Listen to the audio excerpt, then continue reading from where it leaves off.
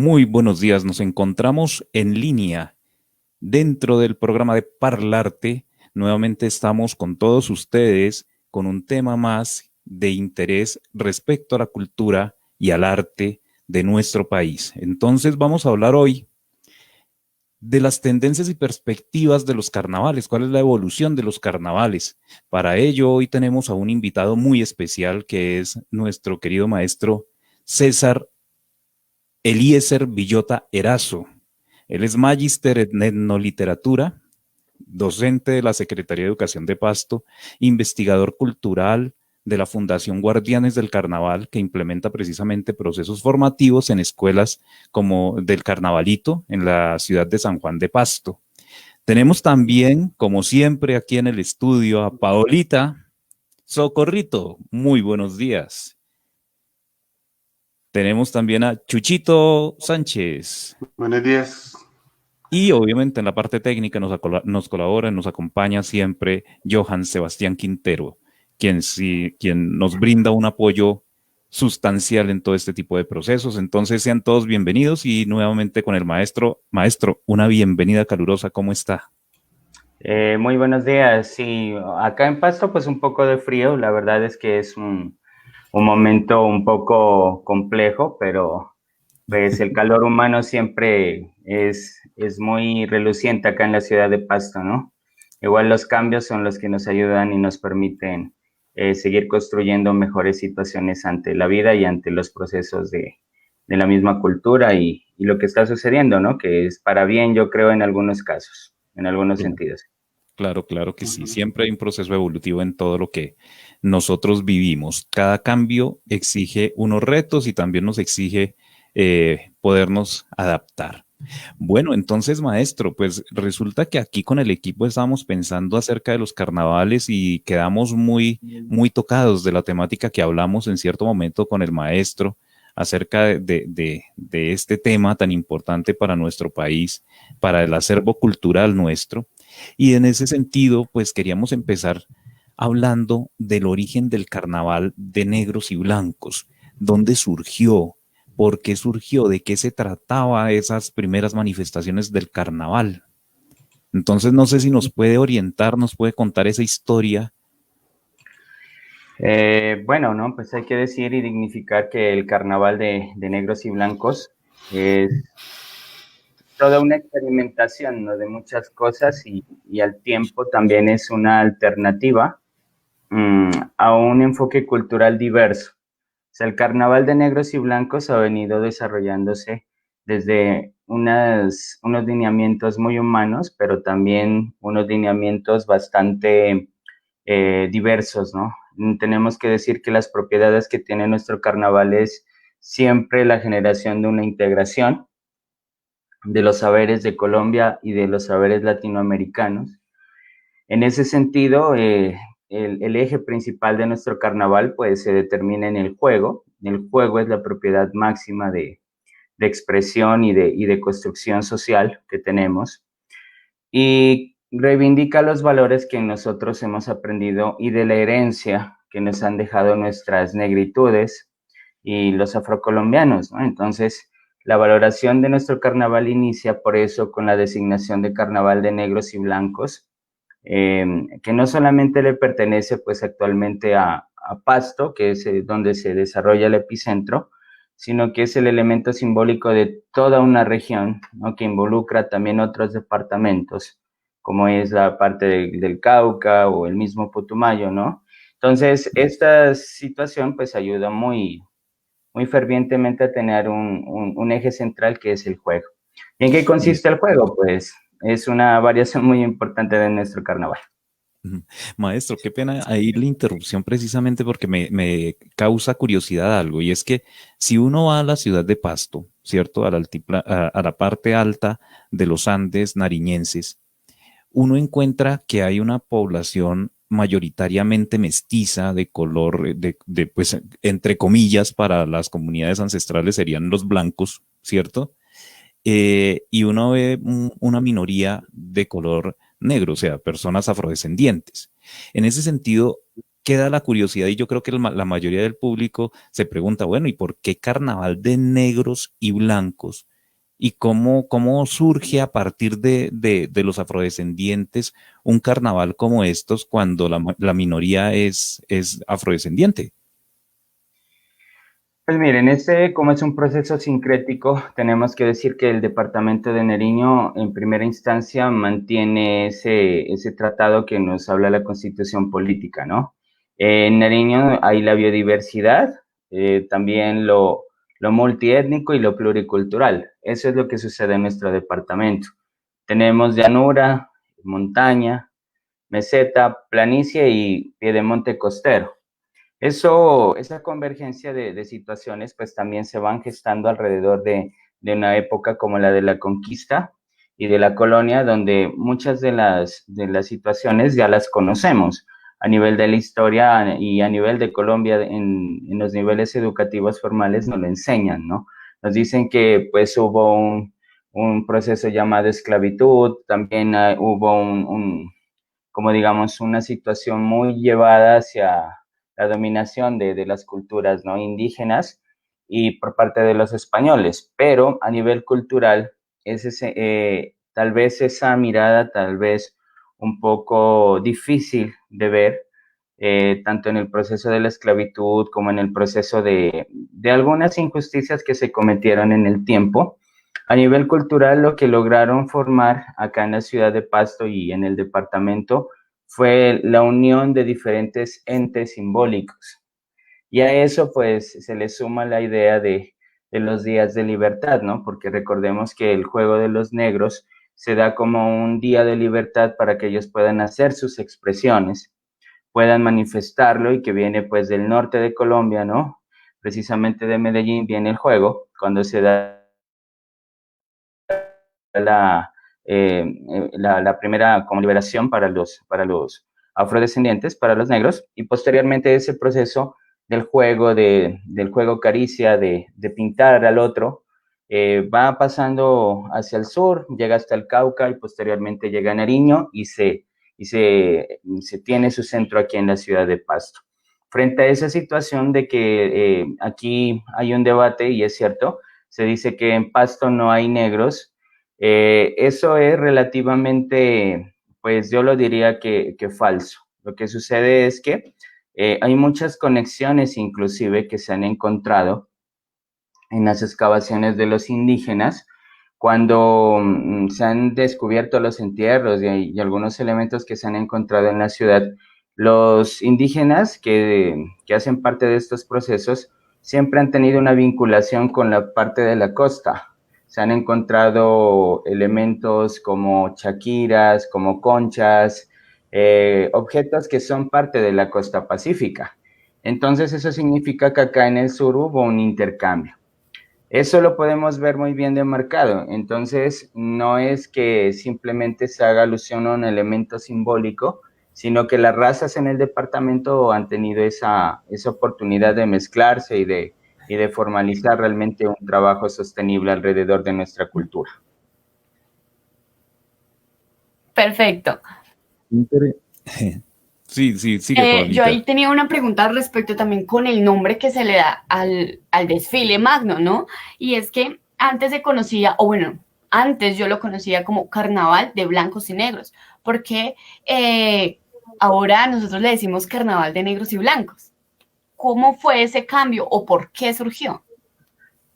Bueno, puedo decirte que alrededor de esta situación, en el carnaval no podemos decir que simplemente hay una historia del carnaval, sino hay historias del carnaval.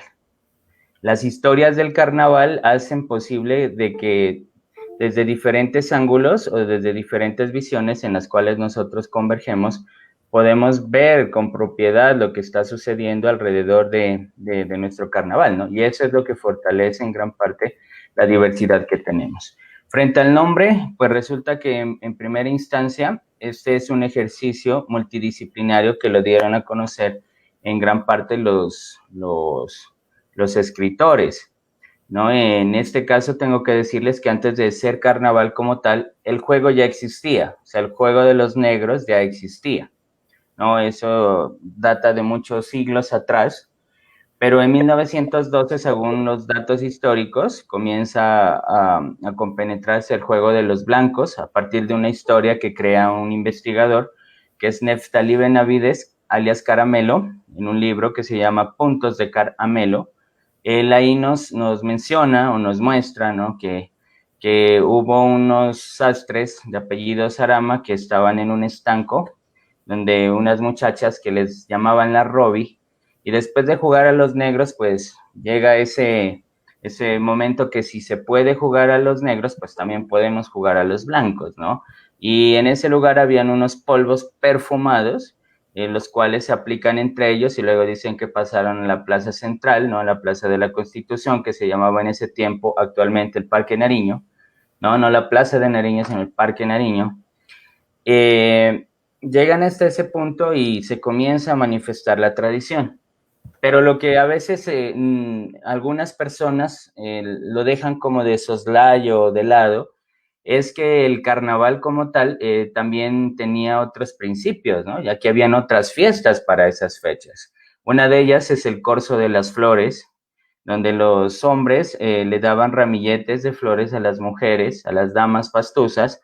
En el centro de la ciudad se regalaban rosas en ese tiempo y había una fiesta sobre ello, que muy pocas veces se menciona como antecedentes de todo este proceso. Pero también había otra fiesta, que es la fiesta al Santo San Sebastián, que se hacía en la iglesia del Portal, que ahora pues queda ubicada en la avenida Santander. Y también se hacía para esas mismas fechas, posteriormente en los años 20, el proceso del festival estudiantil. Entonces hay muchas cosas que hay que rescatar de ese proceso histórico que a veces olvidan, que simplemente lo remitimos al carnaval a ese proceso, sino que viene de una evolución. Por eso en ese festival estudiantil en el año de 1926, eso lo manifiestan diferentes investigadores como Javier Rodríguez, como Lidia Inés Muñoz Cordero, como Germán Sarama, ¿no?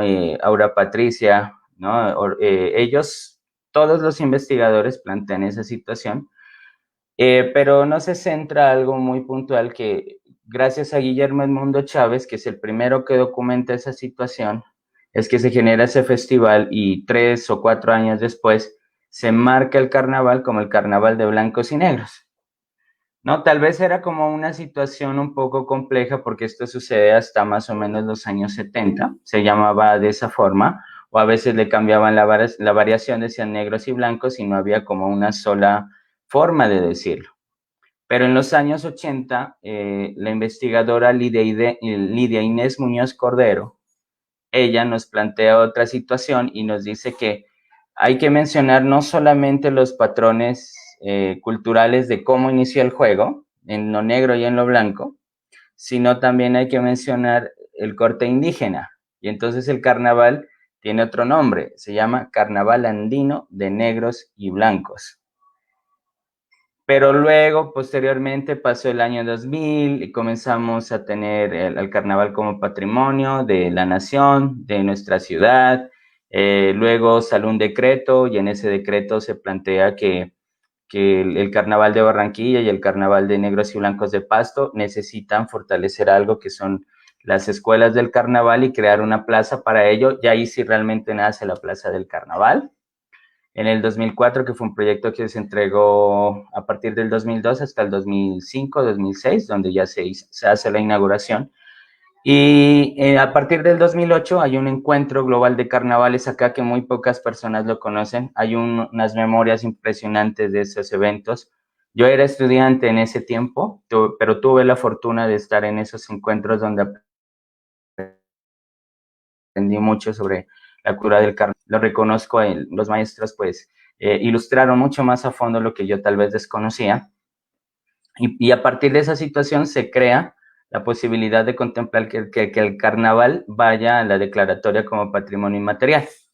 En ese encuentro, que nunca más se lo volvió a hacer, por cierto, creo que alguna vez en Italia se planteó algo y de aquí de Nariño viajaron unas personas a algo sobre la red que se creó en el encuentro global, porque vinieron más de 12 delegaciones del mundo. Y ahí fue donde se plantea la idea de posicionarlo. Se logra el 30 de septiembre del 2009, pero la iniciativa fue que debía seguir conservando el elemento central de todo este proceso, que era el juego de los negros, y por eso se posiciona como el carnaval de negros y blancos, ya no de Pasto, sino el carnaval de negros y blancos como patrimonio inmaterial de la humanidad. Así ya funciona el proceso como tal. Esa es la evolución. Claro, maestro, en ese proceso evolutivo hay varios puntos clave que acaba de mencionar que me parecen supremamente interesantes profundizar en ellos. Y uno, dentro de los primeros que mencionó, es ese origen del juego, ¿cierto? Que viene, me dice, desde la ciudad de Medellín. ¿Cómo es que llega a Pasto? O sea, obviamente hubo todo un proceso de sucesión de personas que lo fueron llevando de región en región, pero sé que hubo un proceso o algo muy interesante que ocurrió en el Cauca y que quizás el carnaval de negros y blancos, como se más o menos se concibe aquí, tuvo un fehaciente punto de origen más en el Cauca que en el mismo Nariño. ¿Es correcto? No es precisamente Medellín, sino en Antioquia, ¿no? O sea, es como en el departamento. Ah, Resulta que los indígenas acá, los pueblos indígenas tenían días para celebrar. Por ejemplo, de ahí nace el Inti Raimi, ¿no? La adoración a la mamacocha, ¿no? A la madre agua, a Alpamama, la madre tierra, la Pachamama, que es el universo. O sea, todos esos conceptos tenían como una trascendencia un poco más fuerte. Por eso miren que el dialecto pastuso tiene gran convergencia y estudio pues a nivel de otros espacios más que simplemente el español, ¿no? Por eso, pues bueno, desviándome un poquito, puedo decir que en Nariño no se habla el mejor español, que eso es algo que nos vendieron. No, en Nariño se habla el mejor dialecto que de muchas partes de la zona de acá, latinoamericana. Pero entonces, las negritudes tenían también sus fiestas cuando llegaron acá. O sea, ellos tenían unas tradiciones que traer, tenían una forma de evocar a sus dioses, ¿no? Posteriormente, por eso en parte de Latinoamérica nace ese sincretismo, ¿no? Bajo el nombre de la santería, ¿no? Y de algunas evoluciones y muy importantes, pero no había un espacio para poder trabajar, o sea, para poder desinhibirse, así como pasaba como los carnavales en Europa. Entonces resulta que es conocido que el Día de Reyes, pues es precisamente el 6 de enero, ¿no? Entonces ellos le piden de una manera voluntaria a un rey en España, no recuerdo ahorita el nombre del rey, pero hacen un edicto donde ellos piden un día de libertad, un día donde puedan expresar todo lo que ellos saben hacer, sus músicas expresadas con la marimba, sus músicas expresadas en el currulao, en sus cantos tradicionales que vienen siendo parte de todo el Pacífico colombiano, ¿no? Y frente a eso el rey acepta y les da un día de libertad.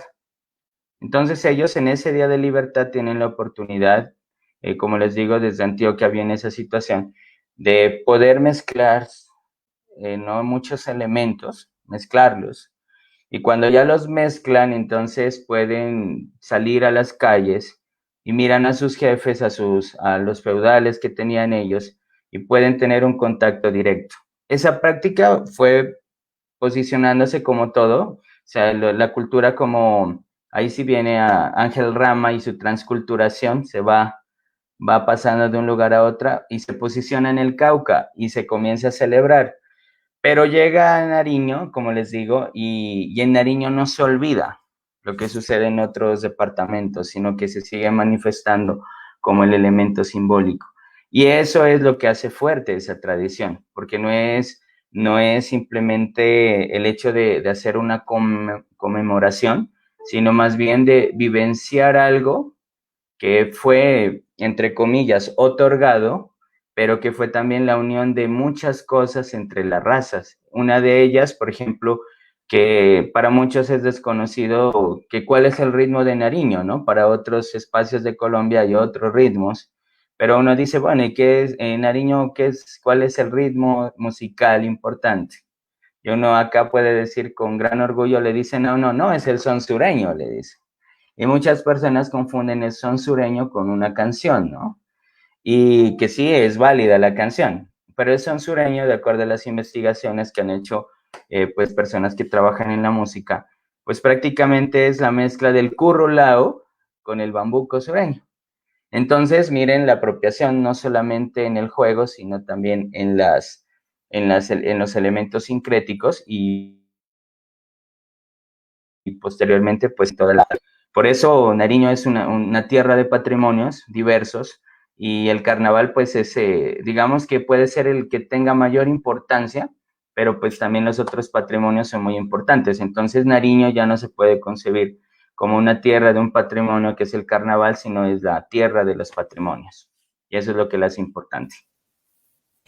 Qué interesante, maestro.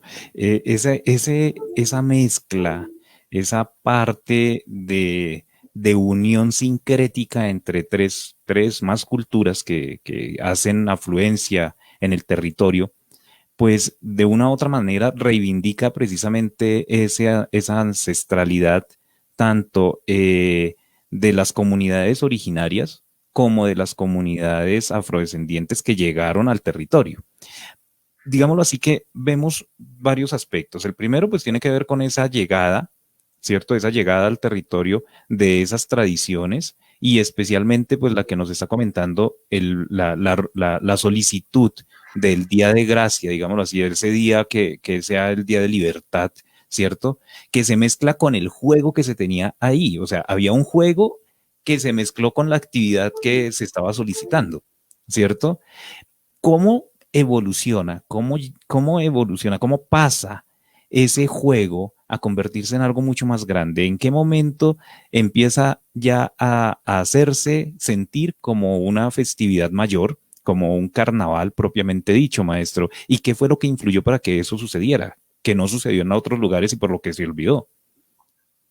Es que realmente ese proceso del juego, cuando ya se fomenta aquí en la ciudad de Pasto, como les digo, viene siendo una tradición más o menos de los años de 1700, entonces eso tiene una gran convergencia. Nunca se perdió, o sea, aquí la verdad es que todas las personas jugaban, tenían esa oportunidad del juego, pero la trascendencia de este elemento simbólico radica, creo, principalmente en que en Pasto siempre los elementos raizales o los elementos simbólicos que hacen parte de la construcción de la ciudad, que se catalogan por otras teorías como los imaginarios sociales, nunca se han perdido, ¿no? O sea, siempre han tenido esa oportunidad de mantenerse en el tiempo. La verdad es que Pasto en ese sentido, por eso ese carácter simbólico nunca lo olvida.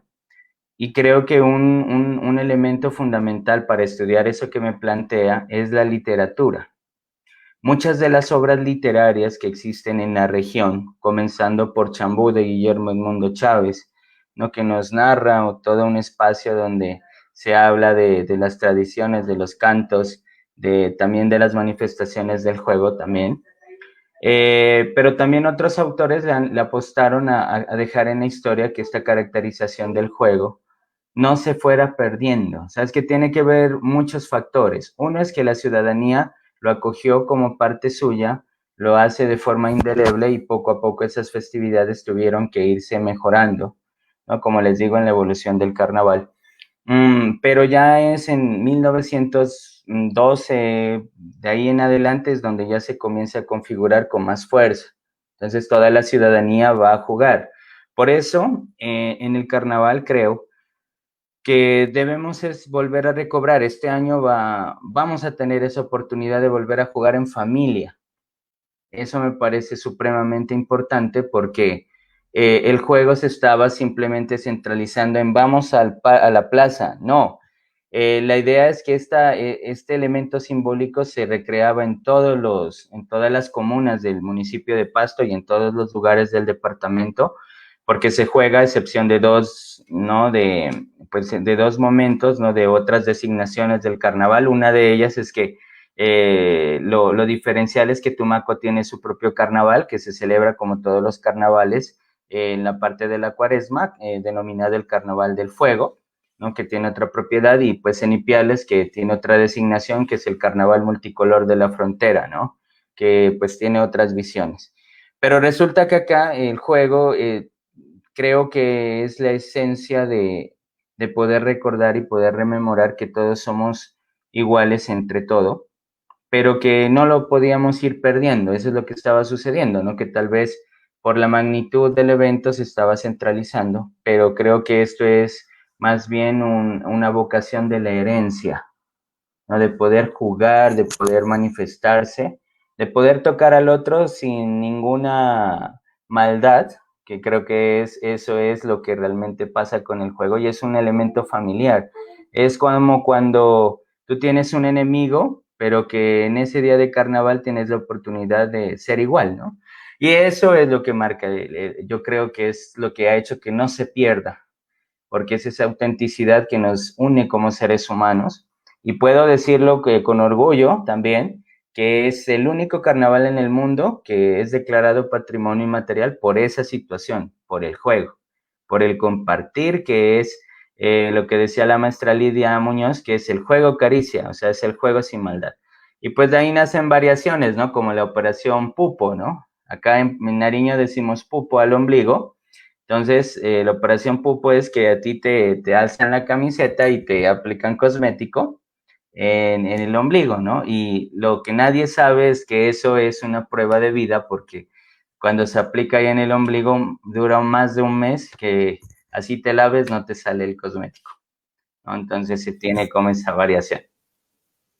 Maestro, una pregunta. En medio de todo este acervo artístico, ¿Pasto ha recogido músicas de la región andina, o simplemente ellos se han encargado de criar su contexto musical? O sea, no, sé que me estás entendiendo a la pregunta que voy, pero siempre Pasto ha criado su sonido, su complejidad de interpretación, o todo lo ha recogido de varios lugares, o siempre ha sido propiamente de Pasto o de carnaval.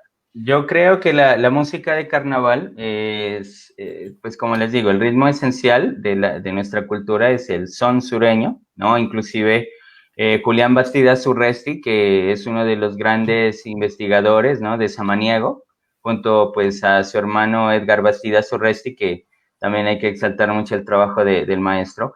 Él en ese libro, y actualmente Johnny Villarreal, que es un locutor y estudiante de la maestría en etnoliteratura, precisamente están haciendo ese ejercicio de trabajo sobre reconocer cuáles son las músicas, y yo no comparto mucho ese término de la identidad, ¿no? Porque la identidad pues nos lleva como a decir, yo tengo una identidad, pero pues a veces se olvida la diversidad, ¿no? Pero sin embargo, a nivel de la música, el carnaval es tan rico en expresiones, por eso es patrimonio inmaterial y es universal. Muchos de las murgas que tenemos acá, porque tenemos que decir que también hay un espacio muy especial para las murgas se dividen en varias categorías, ¿no? Murgas de fuelles, porque manejan acordeón, pero hay otras que también son de metales porque manejan el timbal, ¿no? Y manejan la campana, pero también hay murgas de ritmos andinos. Entonces, cada uno se especializa como en tomar algunos elementos de la cultura latinoamericana de los Andes o del norte de Colombia. Entonces, se adaptan hacia el ritmo de carnaval, y perfectamente nosotros los podemos escuchar en escena cuando estamos en la senda del carnaval, ¿no? O en cualquier espacio donde haya una tarima o donde haya algún centro. Inclusive hay personas que salen de sus casas a hacer el trabajo de la murga, ¿no? Pero, o sea, no podríamos decir que hay un solo sonido. En estos años que he estado pues inmerso en el carnaval, que ya prácticamente son, 15 años, más o menos 15, 16 años, como siendo parte del carnaval, ¿no? Porque eso es lo otro, que a veces desde la parte de investigación podemos hablar de que del carnaval se habla mucho, pero desde una visión como muy externa, ¿no?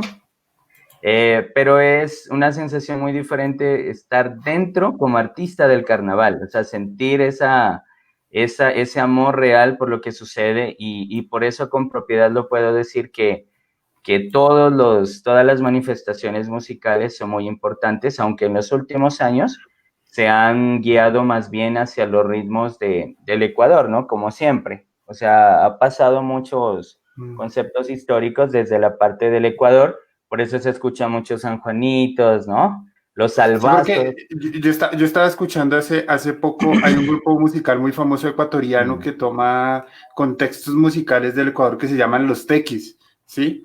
Y estábamos escuchando mucho sobre que ellos cogen mucha música de Pasto y la llevan como hacia su género. Pero lo que dice el maestro, o sea que a través de los años ha ocurrido como una especie de música como fusión, ¿sí? Pasto ha cogido como varios contextos musicales y los ha traído a su carnaval, ¿sí? ¿Cuál sería el temor de llegar a perder esa música sabiendo que la música hoy en día pues corre infinitamente más rápido que cualquier cosa? ¿Cuál sería el temor que podría llegar a pasar si se llega a perder estas tradiciones, estas músicas tradicionales?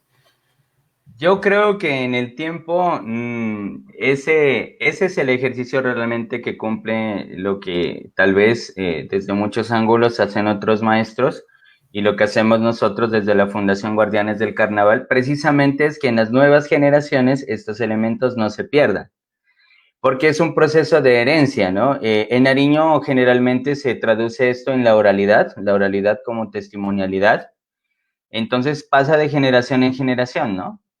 Miren, precisamente ayer estábamos hablando con una maestra musical, que es Noemí Insandara, que ella pertenece a un corregimiento que es el corregimiento de Jamondino, pero es de las pocas mujeres, no sé, si tal vez la única que toca el acordeón en la murga de Fuelles, y ella es directora de su murga. Y mira que ella comenzó en la parte rural a ejercer esta profesión, nos contaba parte de su vida, y decía que lo hacía desde que ella tenía 6 años, siempre le gustó la música. ¿Y cómo lo aprendió? Porque en cada zona de los corregimientos o aquí en la misma ciudad, siempre hay alguien que sabe tocar un instrumento en la casa. Entonces ese ejercicio siempre nos lleva a rememorar los elementos de antaño y esos en el carnaval no se pierden. Eso se los digo porque las canciones insignias como Agualongo o El Cachirí, ¿no? Que son creadas por el maestro José Félix Castro, el Bate Castro, que precisamente él vivió gran parte de su vida en Bogotá, inclusive tuvo una imprenta en Bogotá, ¿no? Porque él era abogado, pero pues creó una imprenta para hacer eso y crea un libro que se llama Acuarela de la Raza, y ahí presenta esas obras, ¿no? Esas partituras y letras que son el Cachirí y la obra Agualongo, y otro elemento como la Carta Provinciana, ¿no? Que es un texto muy bonito que habla sobre la región. Pero creo que en esencia eso es lo que debemos alimentar desde la formación pedagógica ahora actualmente. El deseo es seguir fomentando el concepto de escuelas del carnaval, precisamente para que no perdamos como en lo que tú manifiestas, que podríamos decir que sí es una autenticidad, pero es un recordar de eso, que es la cultura, que sí es cambiante, porque también aquí hay personas que le han apostado a un cambio y por eso exalto mucho el valor de la Bambara Banda, por ejemplo, que ellos mezclan el rock con los elementos andinos y a veces con los elementos tradicionales. Son muy buenos, tienen música muy buena. Y tienen una música fascinante, entonces podríamos decir que en lugar de perderse, se transforma y a veces salen unos productos musicales impresionantes, también como lo que hace Mario Rodríguez y los Ajices, ¿no? Actualmente ellos tienen también una vocación a recuperar los elementos ancestrales y que los jóvenes lo escuchan, ¿no? Y eso es gratificante, creo yo, en gran parte. Maestro, en ese orden de ideas, creo que todo el tema de la evolución de los carnavales nos lleva precisamente a dos grandes caminos que están convergiendo, o sea, que en lugar de separarse, como que tienen sus puntos de inflexión, ¿sí? Como que se unen y se separan. En cierto modo, digámoslo así, que está la preservación de todos esos ritmos originarios, de todos esos ritmos que han estado fluyendo constantemente y que uno reconoce fuera del territorio nariñense como propios de Nariño, de Pasto en este caso, ¿cierto? Pero también están las adaptaciones de esos nuevos ritmos, de esas nuevas músicas que se hacen precisamente a través de los procesos de vinculación de esas juventudes a las escuelas, ¿cierto? A las escuelas del carnaval. Es una forma de preservarlo, como lo ha mencionado ya varias veces en esta y en otras ocasiones que hemos hablado. ¿Cómo funcionan las escuelas? ¿Cómo nacen las escuelas? ¿De qué manera empiezan esas escuelas a funcionar y a atraer a esos jóvenes que son los talentos que van a alimentar el nuevo carnaval? Bueno, tengo que decir que el concepto de escuelas del carnaval en este patrimonio siempre ha tenido un espacio, ¿no? Puedo decirlo también que algunas veces lo experimenté y otras no, porque tengo que decir que en toda manifestación a veces hay algo que yo lo llamo el trabajo detrás del espectáculo, o sea, de los desfiles, de ello. Hay un trabajo muy constante durante muchas partes del año por parte de los maestros de carnaval, pero mucho tiempo se creía que la escuela era simplemente el hecho de llegar y permitir la entrada al taller, ¿no? Y decirle, bueno, ¿usted qué sabe hacer? ¿Sabe pegar papel encolado? Porque no debemos decir papel maché tampoco, ¿no? Es papel encolado. El papel maché es otra técnica, no es la técnica del carnaval, es el papel encolado.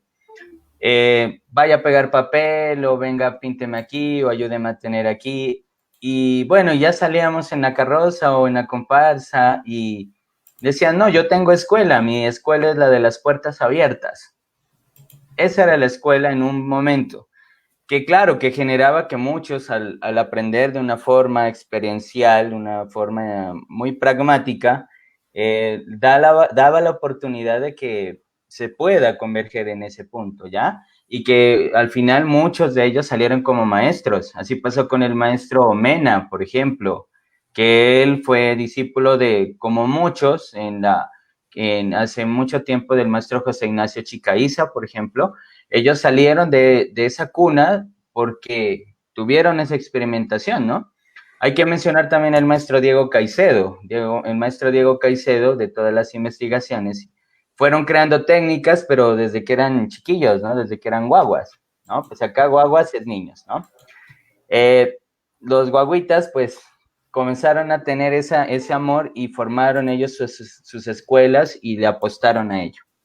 Posteriormente, cuando ya se vincula el carnavalito, ¿no? Que nace más o menos hace más de 48 años, en casi ya 50 años, digámoslo así, no recuerdo en este momento la fecha exacta, pero hay la oportunidad de que ya también los niños se vinculen al carnaval haciendo una representación también simbólica de lo que se hacía en el desfile magno, pero a pequeñas escalas, ¿no? Entonces eran unas figuras de este tamaño que se movían con hilos en esa época, en los años 70, 80, se movían con hilos, pero no pasaba de ser más, o sea, era la representación.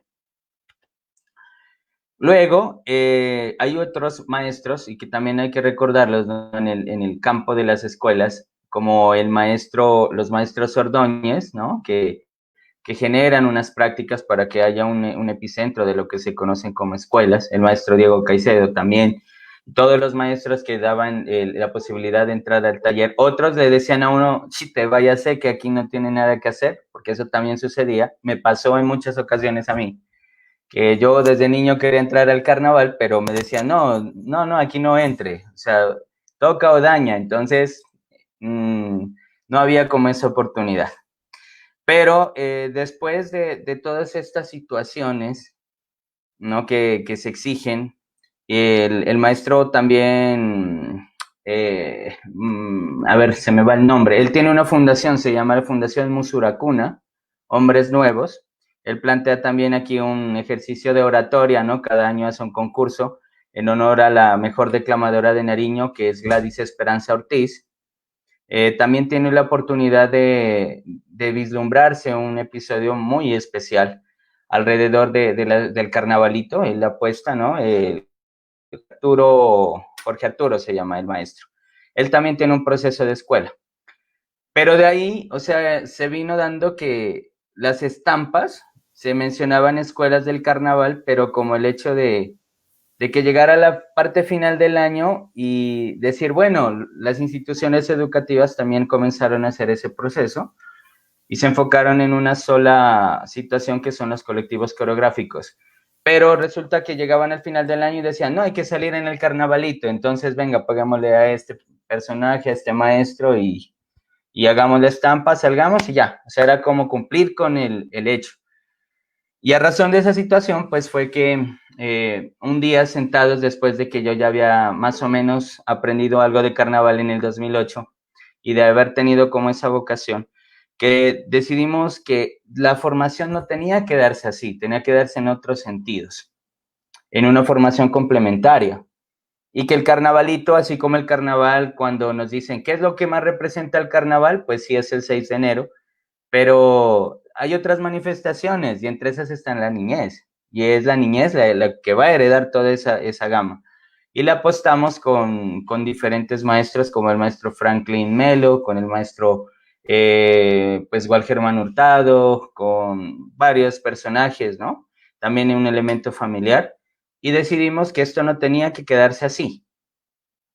Y a partir ya de que el carnaval se declaró como patrimonio, Germán Sarama Vázquez, con otros investigadores, plantean en el año 2010 la idea de construir, ya que como el carnaval era patrimonio, había que cuidarlo y crearon algo que se denominó el PES o el Plan Especial de Salvaguardia, del cual fuimos partícipes porque yo era integrante del taller de escritores Ahuasca y estuvimos en la creación de ese documento donde se puntualiza la importancia de las escuelas del carnaval. Y ahí nace Guardianes del Carnaval. Maestro, es interesante, miren, las propuestas de desarrollo que se tienen normalmente basadas en la educación vinculan procesos formativos especialmente, valga la redundancia, formales, en instituciones formalizadas, ¿cierto?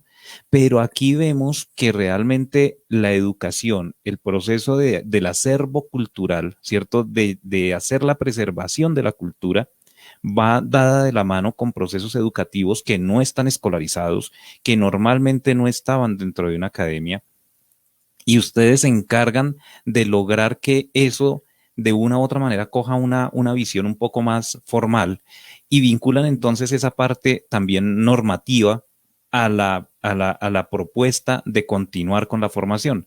¿Cómo logran hacer esa interacción y cómo ven la educación a nivel de proceso dentro de estas dinámicas? Bueno, entonces, como les decía, afortunadamente tuve unos maestros que ejercieron un poder, aunque incluso les cuento algo, apenas los aprendí a conocer.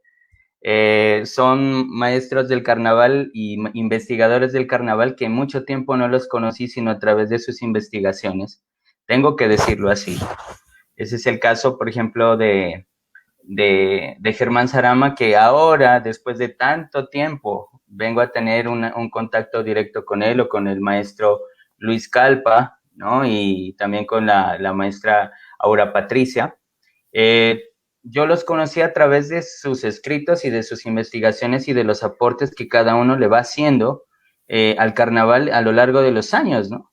Y miren que Germán Sarama Vázquez escribe un libro sobre luces y sombras en el carnaval de 1990, que yo lo tengo, después de haber ido a una feria de libro, donde los libros de Nariño, también ese es otro tema, algún día, ojalá pueda hablar sobre esa situación de lo que sucede con la literatura en el departamento, pero los encontré en las retroventas, o sea, eso es lo que a veces da sentimiento que uno encuentra estos libros tan esenciales para la cultura en unos lugares donde no deberían encontrarse, pero que afortunadamente son la base de nuestro conocimiento. Pero también Javier Rodríguez, y tengo que decirlo desde el 2004, que tengo una amistad, ya son 16 años de amigos, él con su vocación al carnaval, a la cultura del departamento, ha permitido que se conozca otra vez la historia del carnaval, ¿no? Y de lo que habían hecho otros maestros atrás. Y hace una compilación en un libro en el año 2010 que se llama Carnaval de Negros y Blancos, Juego, Arte y Saber. Saca después una serie de colecciones de libros. Sí hay libros del carnaval actualmente. Y todo ese bagaje permitió que ese sueño, que como les digo, que se gestó entre diferentes personas y que teníamos una visión, se fuera consolidando no solamente como un ejercicio de final de año, sino que era vivir el carnaval todo el año. Y comenzamos a crear unas estéticas donde dijimos, no, pues el carnaval necesita tener una metodología propia. Y construimos el concepto de carnaval y pedagogía. Y ahí vienen unos módulos de unos ejes que son los que proponemos en la fundación y en la escuela, que es, primero, hay que conocer, como dice León Tolstoy, ¿no? Para ser universal, conoce tu aldea, pero no, o pinta tu aldea, dice el maestro Tolstoy, y aunque él es europeo, pues esa idea siempre ha estado marcada en autores regionales como Silvio Sánchez Fajardo, y esa idea nos dio la oportunidad de decir, bueno, hay que hacer un componente estético y creamos el componente de investigación literaria en carnaval. Entonces, la visión que tienen los escritores, la visión que tiene la gente que le ha aportado a la cultura desde la parte escrita, entonces tenemos que ver de dónde es que nacen los temas, pero no simplemente como decir, yo fui a tal parte, me inspiré, escribí unas líneas, hice una investigación pequeña, no, sino que había que hacer una investigación formal. Y eso es lo que se enseña a los niños primero. O sea, venga, conozca, vea, su tierra, el mundo tiene todos estos elementos culturales, apréndalos, intégrelos, hágalos parte de su vida, que yo creo que esa es la esencia. Y luego pasamos ya a un segundo nivel donde pues ya el maestro se ha hecho cargo de generar un elemento fundamental, que es el manejo de las artes, ¿no? Entonces conozcamos el modelado en arcilla, la técnica Nicopor, en resina, la elaboración de un emprendimiento cultural, ¿no? El barniz de pasto también, que está dentro de lo que se hace. Y luego posteriormente pasamos a las artes escénicas y también ya la parte de la danza, que es lo que se maneja en la escuela, y es la formación de un pensamiento crítico frente a los colectivos coreográficos, frente a las estampas, la expresión corporal como el teatro, ¿no? O sea, por qué se hace un movimiento y por qué no se hace otro, y eso documentarlo. Y luego pasar a las músicas del carnaval, y entonces los niños tienen la oportunidad de enfocarse en conocer los instrumentos andinos, los instrumentos de percusión, ¿no? Todos los instrumentos que están en el carnaval. Y luego también debemos tener unos vigías, ¿no? Y esos vigías son los que tienen que dar cuenta de los idiomas. Entonces sabemos que a pesar de que manejamos el quechua y aprendemos el dialecto pastuso, ¿no? De entrada, es necesario también que haya un espacio para aprender una lengua universal, que es el inglés. Entonces ellos tienen que aprender la visión del inglés, pero desde la cultura. Y eso fue lo que creó la escuela, como tal, Guardianes del Carnaval. Y posteriormente a eso, pues, les quiero comentar, ¿no? Pues a todos quienes miren este video, que como la lucha no debe ser de corte individualista, que como la lucha no solamente es que digan que creamos solamente una visión, ¿no? Para un solo territorio, el día de hoy quiero decirles que se ha pensado ya con 15 organizaciones en crear la red de escuelas del carnaval en la ciudad de Pasto. Eso es un hecho. Pues estamos dirigiendo el proceso. Hay que aclararlo, ¿no? También entra a ser parte de esto la Universidad de Nariño y otras organizaciones, ¿no? Como también parte de la Secretaría de Cultura, y algo que tenemos algo pendiente también con otras organizaciones. Pero a mediados de diciembre vamos a hacer ya el lanzamiento de la red de escuelas del carnaval, con el fin de que se conozcan todos los procesos que se hacen en la ciudad sobre carnaval. Y la invitación es a eso, ¿no?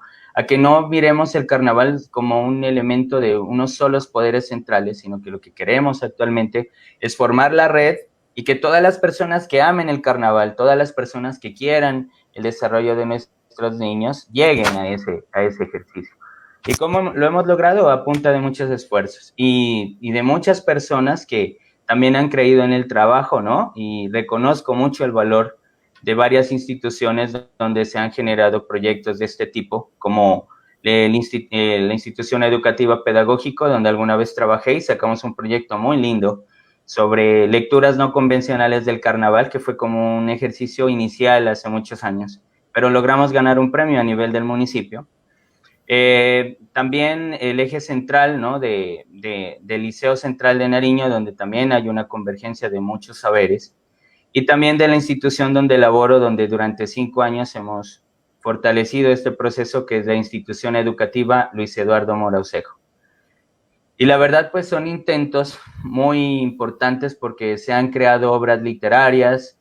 Precisamente este año, para mí, yo sé que es la pandemia, pero para mí ha sido un centro de oportunidades y para muchas personas que trabajan con nosotros en la cultura, porque se han visibilizado más los procesos y logramos ser la experiencia significativa del municipio de Pasto, con el proyecto Imaginarios de Carnaval, Lectura y Escritura de la Memoria, que fue ganador como la experiencia significativa más importante del departamento de Nariño, y representamos al departamento en el Foro Educativo Nacional este año.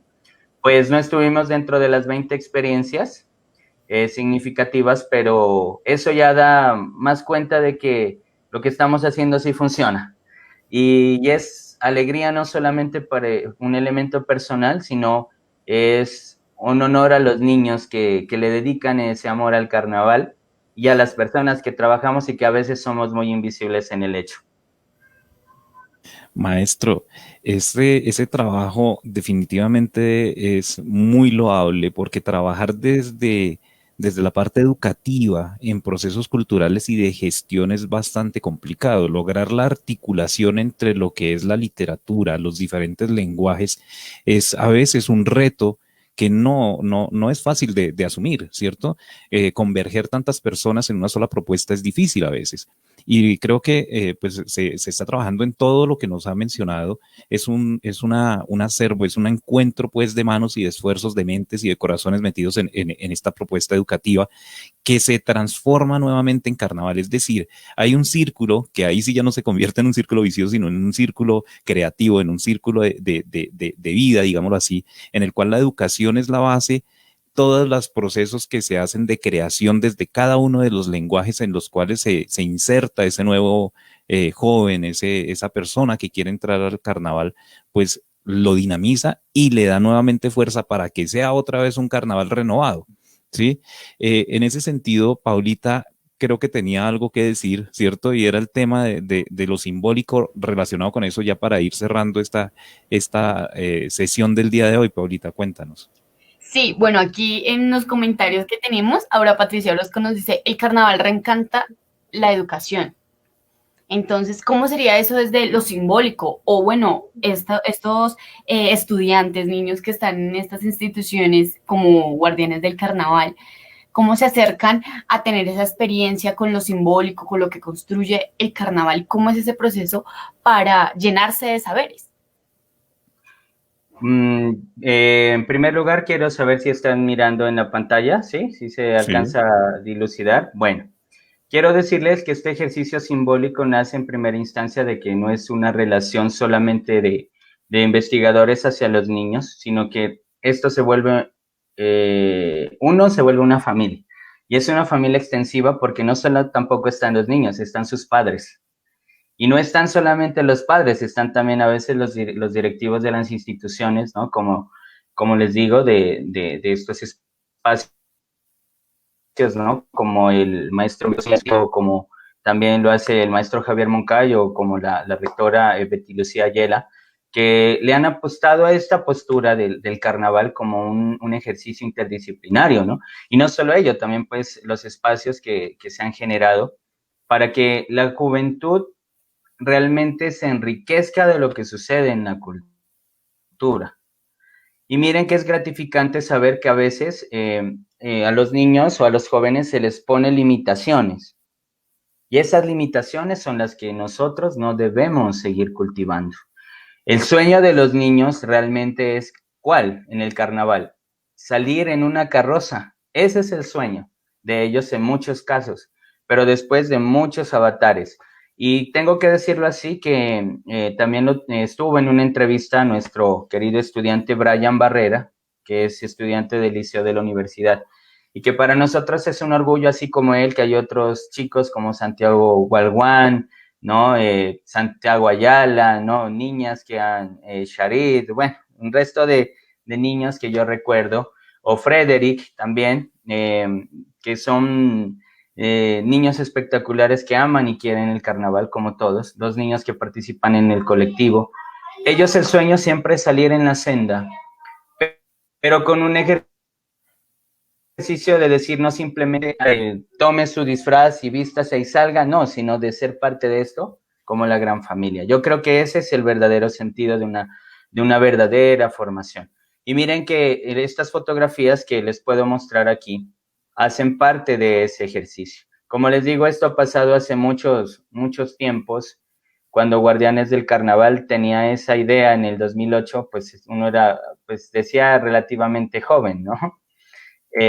Pues ahora ya han pasado unos años y estas fotografías son esencia de todo eso que se ha venido planteando con los niños, no de crear carrozas, pero crear carrozas no con solo los niños, ¿no? También tengo que recordar que en la Universidad de Nariño se brinda la cátedra de Literatura y Carnaval desde hace 10 años también, y los universitarios tienen una visión, ¿no? Y es muy importante el trabajo que ellos hacen. Inclusive ahora en clases estamos trabajando como esencia esa relación.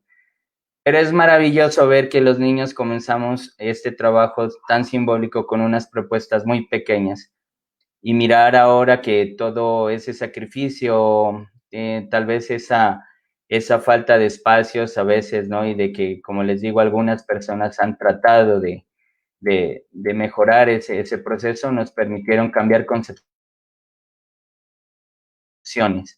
en diferentes conceptos, ¿no? Y creo que la esencia está en eso, de que el carnaval no solamente se configura desde las élites, sino se configura como un ejercicio de familia.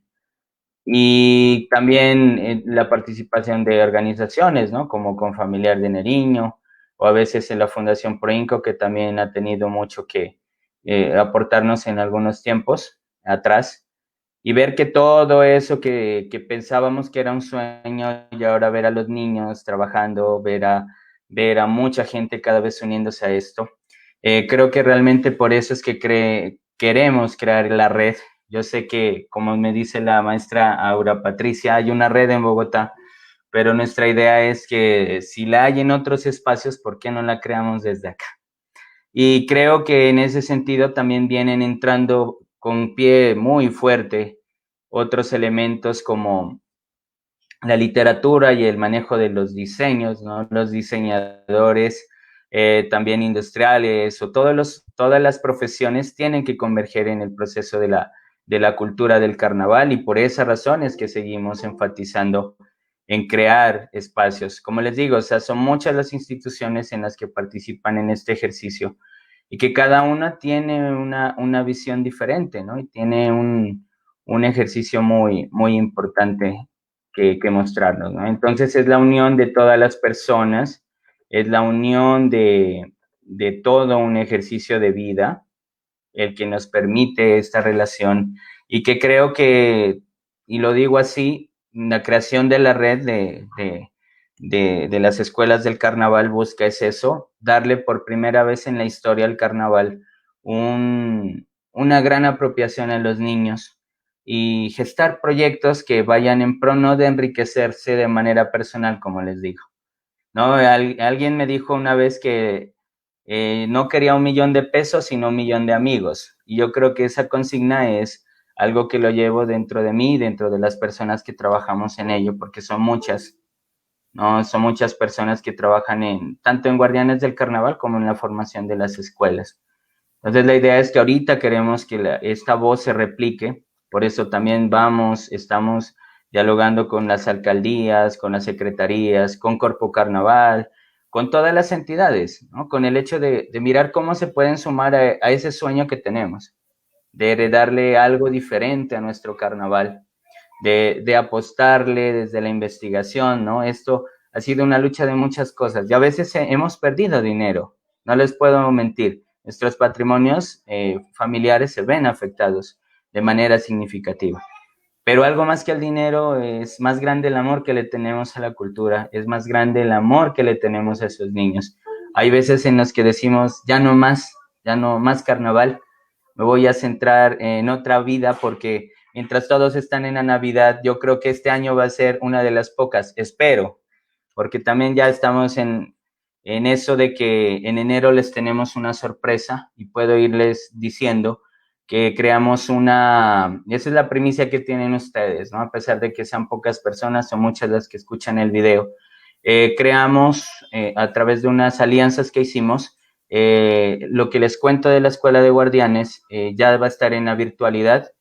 Creamos la primera plataforma de Escuela del Carnaval a nivel virtual, donde las personas van a poder entrar, volverse guardianes del carnaval, pero conocer módulos. O sea, van a haber módulos virtuales donde hay maestros, músicos, mostrando cómo se debe avanzar en el carnaval.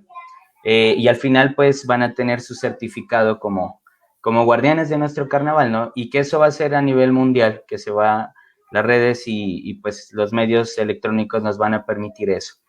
Pero sí es una lucha constante. Y creo que el resto de mi vida me voy a dedicar a ello, como todas las personas que trabajan conmigo. Claro, claro, maestro. Maravilloso, o sea, no nos deja sin palabras porque teníamos una visión muy, muy cerrada respecto a lo que significa el carnaval, más allá de la puesta en escena del 6 de Reyes, ¿cierto? Del 6 de enero. Y acá ya vemos toda una apuesta que trasciende la cultura desde lo educativo, que trasciende desde la misma esencia del ser humano, cómo se tiene ese amor para poder hacer que se vinculen tantas personas a un sueño como este. Ojalá, maestro, de verdad nos podamos ver y podamos mirar cómo va ese proceso, cómo se muestra esa educación ya ahora desde esas nuevas plataformas para continuar con esta nueva ruta de normalidad, ¿cierto? Con el carnaval. Maestro, de verdad que estamos inmensamente agradecidos con usted.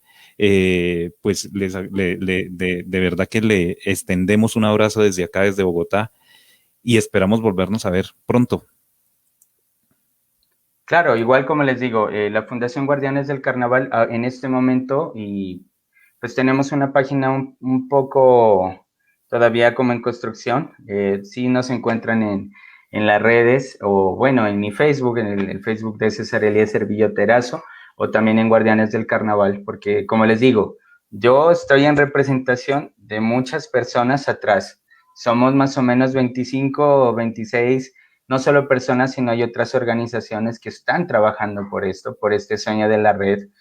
Pero también, como le digo, gratificaciones para la Secretaría a veces de Educación, que nos apoya mucho en estos procesos, la de Cultura, la alcaldía, ¿no? En diferentes etapas. Es que esta es una historia muy larga. Por eso, maestro, si en algún momento alguien pues mira el video y tiene la oportunidad, pues los libros sí los tengo de manera virtual por el momento. Entonces, si alguien quiere conocer esta historia, no hay un solo libro, tenemos como 6 libros, ¿no? Y en eso tengo que decir que Luis Eduardo Moracejo es pionero en ello, ¿no? La institución ha permitido la creación de muchos libros, estamos en otros más. Pero sí, o sea, hay la oportunidad de que nos conozcan, y que las puertas de los guardianes y de la red están abiertas para quienes quieran conocer otra mirada del carnaval, no una mirada simplemente externa, como sucede con los investigadores. Venga, los grabo, venga, yo hago esto. No, o sea, nuestra idea es venga y vívalo, venga y experiméntelo, enamórese y quédese. O sea, quédese con nosotros para seguir llevando. Por eso les digo que actualmente lo que más nos interesa a nosotros es que las profesiones se enfoquen en ser parte del carnaval, inclusive desde las matemáticas, desde la medicina, porque el carnaval se presta, creo yo, y eso sí es algo, una tesis que estoy tratando de concretar finalmente, que es que podamos tener a todas las profesiones dentro del carnaval, ¿no? Y ese es como el mensaje final. Magnífico, magnífico, maestro. Pues invitados, muy seguramente por allá estaremos molestándolo, maestro, nuevamente y ojalá para colocar nuestras manos en apoyo y en ayuda a lo que se necesite. Maestro, muchísimas gracias a Socorrito que nos acompañó hoy, a Jesucito Chucho Sánchez y obviamente en la parte técnica a Johan Sebastián Quintero. Con todos ustedes, un feliz fin de semana. Nos veremos en una próxima emisión de Parlate. Gracias. Chao, chao. Esté muy bien, hasta luego.